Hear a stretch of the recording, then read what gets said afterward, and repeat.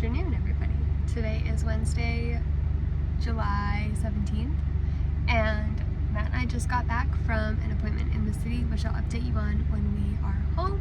But right now we're stopped at a local drive-in for Dole Whip for me, a Pup Cup for this one, and a burger for Matt. And so this is gonna be Lucy's first Pup Cup, but so we dropped her off with my mom and her dogs previously, and so she is tuckered out. She is so tired.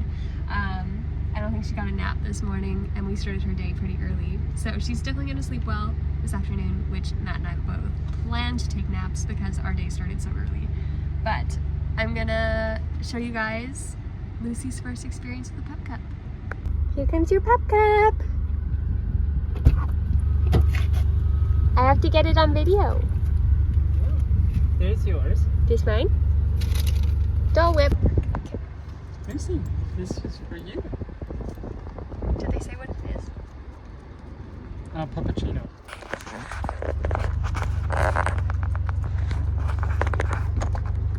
Oh, is that so good? We might not let her have the whole thing right now because that's pretty big. That's a good one. I know, but still.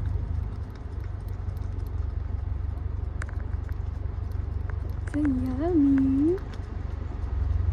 She is absolutely chowing. Oh, she's loving that. She hasn't even touched the cookie. You know?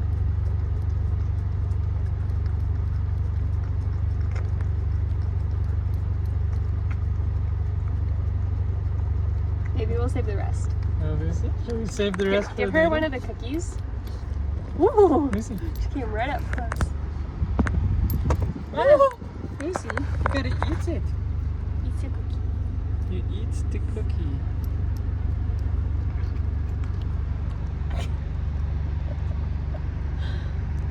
Well, I don't think she likes the cookie. No, it's just too big. We should have brought the small pieces. Yeah. You are still on your baby. Okay, we're back from my appointment and from her Pup Cup, which you just saw. She absolutely loved it, so we gave her half, and then we put the rest on her lick mat this afternoon. If you can hear in the background, we're watching Bluey. It's her favorite show.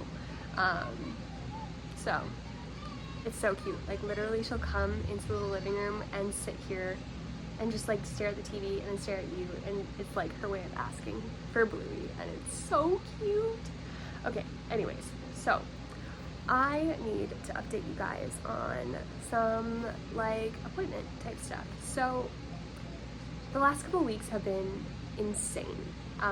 We moved, we got a puppy, and then we did some renovations, and we're not nearly done renovations. The wall color that you see behind me is not going to be the wall color of this room when we're finished with it. And yeah, we've just been so busy. And so in between unpacking and running around with my puppy, I really haven't had time to pick up my phone to vlog all that much.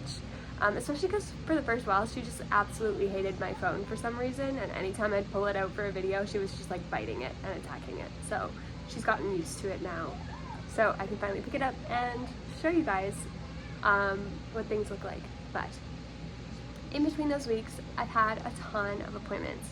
So in my last video, you will have seen that amongst the moving chaos, I was in the city for a abdominal MRI. So they were looking into the celiac artery and the superior mesenteric artery more. And then that following week, July 8th, I was back in the city to meet with my neurologist, and he told me that the results of my MRI were normal, that my celiac artery appeared normal, and that my superior mesenteric artery also appeared normal. And so for right now, they are saying that we have ruled out MALS and SMAS. I'm not 100% sure where I stand on it quite yet, and so I'm just kind of letting it sit for right now. But anyways, I was supposed to have a GI phone call next week, but my GI office ended up calling me and asking to bump up my appointment, and I managed to get this one in person. So I went with Matt this morning to my GI appointment, and so I really didn't know how it was going to go, just because this whole process has been so difficult, and I haven't really known where I stand with this doctor on whether or not she believes me or if she doesn't. And today's appointment went so good.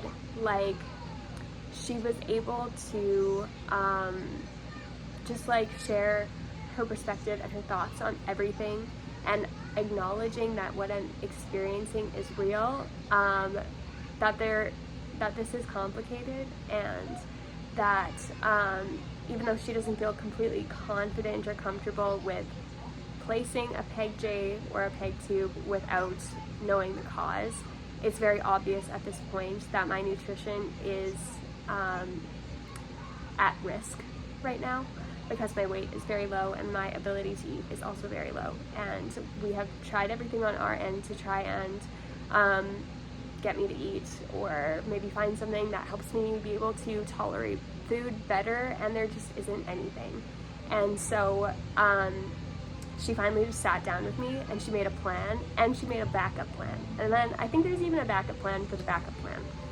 And that was just so relieving to me. I'm gonna pause this Bluey because I don't want to get copyrighted. Okay, because my dog is sleeping. So, okay, so here's the plan. She has reached out to so many doctors on my behalf, and she has gotten so many perspectives. And so right now, kind of how it works is each doctor only has like privileges at their hospital kind of thing, and so my doctor does not place PEGs or PEG-Js or feeding tubes at all, and so she doesn't have privileges within the hospital that the other doctor that I saw to talk about getting a PEG placed has. And so in order for me to get a PEG or a PEG-J, I need to be admitted into the hospital, but my doctor can't admit me to a hospital that she doesn't work at. So plan number one is she has referred me to another GI, which I should get a letter in the mail in the next couple of weeks or something. She said it's supposed to be like soon that I should see him, because he will be at the hospital that all of this would get done at. And basically I would meet with him, and he would decide whether or not he feels comfortable placing a PEG or PEG-J on me, and then he would admit me to that hospital for this surgery. That would be the easiest route to take on this. But if this doctor decides that he doesn't think I need it, or he just doesn't want to place it, then plan B is super complicated, because I would then have to try and get admitted into the hospital that my current GI works at. And so I would possibly end up just chilling in emergency for like 3 days. Who knows how long I would end up waiting just in the ER in order to get admitted into the hospital that my GI works at, so that she could transfer me back to the other hospital for the PEG-J tube with the doctor that I had a phone call with a couple weeks ago, like a month ago, and then get transferred back to the current hospital that my GI works at. So I'm really hoping and praying and would appreciate you joining me in that, that option number one works out, and that I can just go through this like the easy way, like that this other doctor will take me on as his patient, and that he will do the surgery for me and admit me so that I can get this surgery done, so that we don't have to go this huge, long, complicated route, because my GI doesn't deal with tubes, and so it would be super complicated for her to even do the runaround to try and get me admitted. And so we're just hoping and praying that something works out for this PEG. And like I said, I don't know where I currently stand with any of the compression syndromes right now, so I'm kind of just letting them rest in my mind. My number one priority right now is to get a feeding tube placed, and then we will address my concerns. If they continue to regress, then we'll see from there, I guess.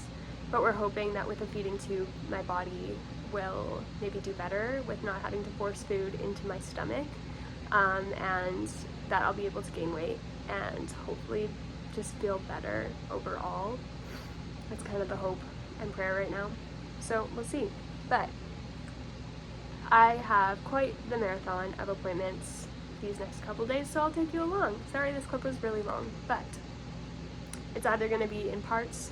It's probably going to be in parts, but these next couple of clips are just a week in my life when I have back-to-back-to-back appointments. So, good morning, everybody. Today is Thursday, July 18th, and I just barely dropped Lucy off at my mom's place because I have IV fluids this morning, so let's go in and do that.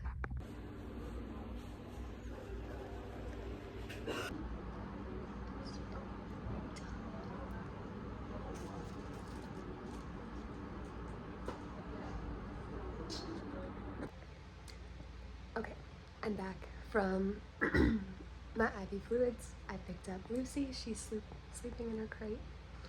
And this one was kind of rough. Like, they had to stick me 3 times, and I guess I had a superficial vein or something, but do you see that lump? Like, that is not my bicep. That is a lump under my skin. And I also have one on my wrist here. I don't know if you can see it. I'll show it to you. But they had to try and stick me 3 times, and then, well, they tried twice. She was gonna try again, and then a different lady came with a vein finder, and then she managed to get it. So that was a little bit rough, but I'm home now.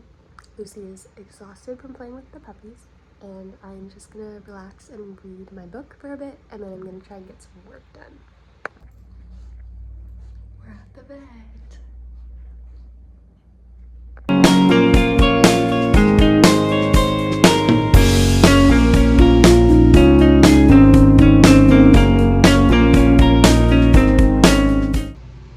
Okay, so we're home now. So today is Saturday, July 20th, and yesterday Lucy wasn't doing super great, and so because she didn't have her full vax, and there's also, like, our yard came with a bunch of cats, and as soon as we moved here, we thought we scared away all of the cats, not like intentionally, but they're yard cats, and so usually when you bring a dog in, they kind of run off, and I guess 2 of the yard cats must have made a baby, and so there's been a kitten hanging around, and it's old enough to be on its own, and it's been hanging around Lucy a lot. And so we actually named it Duchess, and we were like super excited about it, and she's been playing with the kitten, but the thing is, the kitten isn't dewormed or vaccinated or anything, and Lucy started to not do super well. Like, she was vomiting and very lethargic and some other stuff, and so we managed to get her into the urgent care vet today, and yeah, it just sounds like she has worms again, which she had worms when we first got her. So they gave us a deworming pill, and we were able to get her 2nd dose of her vaccines today, which was fantastic. I was so pumped about that because it's been super backlogged where we live, and it just so happens that we're already booked in for our next shots, and now she has 2 doses of her vaccine, so she's able to go on walks, which is great, and she's doing just fine. I haven't given her dewormer.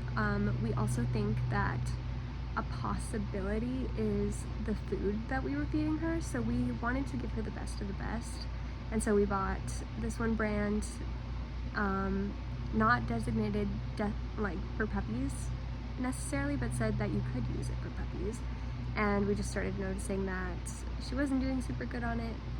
She was doing fine for a very long time until recently, but we'd rather play safe than sorry. She was also on a puppy food, like we mixed the 2 together. So we've cut out the one that we don't think she's tolerating very well, and she's been tolerating the puppy one just fine. And so we picked up another brand of puppy food to start mixing in with this current puppy food, just because we want to give her the best nutrients as possible. And the one that we picked up today is also a really good brand with really good ingredients, so we're gonna see how she does on that, but we're not gonna put her on that until she's had a few doses of, or until she's done her deworming, just so that we know if she's tolerating it or not. So yeah, that's the end of the video. Don't forget to give this video a like, and if you would like to stick around on my journey, I'd love to have you here, and I'd love to have you subscribe, and I'll see you next week. Bye!